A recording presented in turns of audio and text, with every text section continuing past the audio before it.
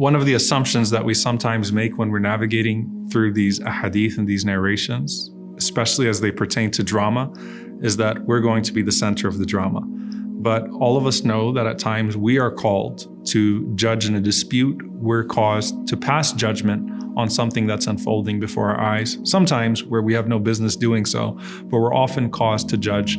And the greatest verse of justice, or one of the greatest verses of justice in the Quran, is where Allah subhanahu wa ta'ala says, وَلَا يَجْرِمَنَّكُمْ شَنَآنُ قَوْمٍ عَلَىٰ أَلَّا تَعْدِلُوا, that you don't let your hatred for a people cause you to swerve from justice, that you always stay upon justice. And that is a quality and trait that you will rarely find even amongst righteous people, that you naturally have a bias towards those that you love. You naturally have a bias towards your friends. Your friends are always misunderstood even when they're wrong. Your enemies are always devious even when they're right? So you're always, torn.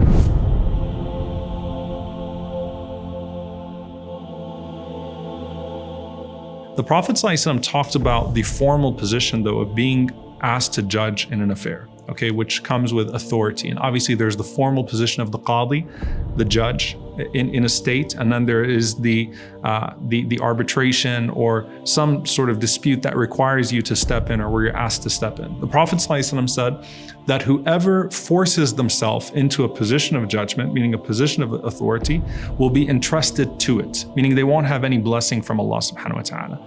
But when a person is asked to judge, and they judge righteously, the Prophet ﷺ said no person is asked to judge, and they're reluctant to do so because they fear doing wrong by someone, except that Allah subhanahu wa ta'ala sends an angel, فَسَدَّدَهُ, and Allah subhanahu wa ta'ala guides them aright, guides them to the truth. And there's a beautiful incident that took place with Omar al-Khattab radiallahu anhu, who of course is known for his justice. He's known for the way he held the standard of justice to everyone, but at the same time always showed great mercy and just cultivated such a beautiful society in his time, radiallahu ta'ala anhu. And that justice was shown even when it was Muslims and non-Muslims under Umar ibn al-Khattab radiallahu anhu. So Sa'id ibn Musayyib radiallahu anhu, he narrates, he said one time a Muslim and a Jew had a dispute under the authority of Umar ibn al-Khattab radiallahu anhu. And Umar ibn al-Khattab judged in favor of the Jew over the Muslim.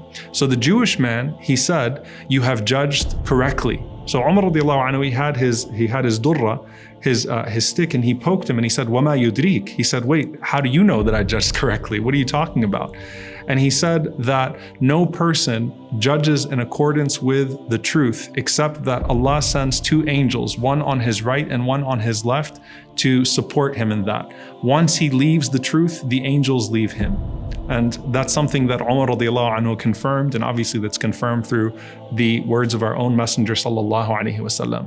So when you are called to a dispute, to judge between two people, you could either play the role of the shaitan, you could play the role of the devil and perpetuate things and make them worse and be unfair, or you can play the role of the truth and make sure that you establish justice to the best of your ability, and Allah would send a special angel to assist you in doing so.